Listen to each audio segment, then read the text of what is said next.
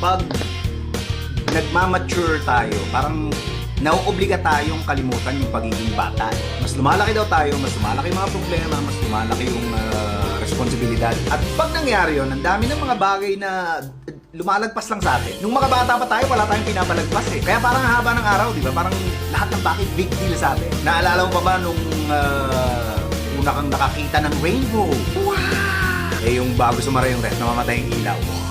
Naalala mo ba nung una kang maligo sa ulan? Nung una kang nakatikim ng chocolate? Yung nakaiga ka, tapos nakatingin ka sa kisame na may water stain, tapos parang ano-ano yung nakikita mo. Naalala mo nung una kang nakainom ng Coke?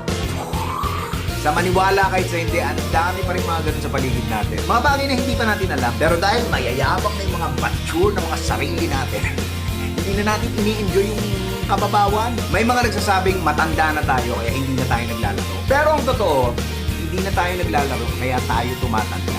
Sana huwag niyong hayaang mawala yung inner child ninyo. Huwag tayong maging isip bata.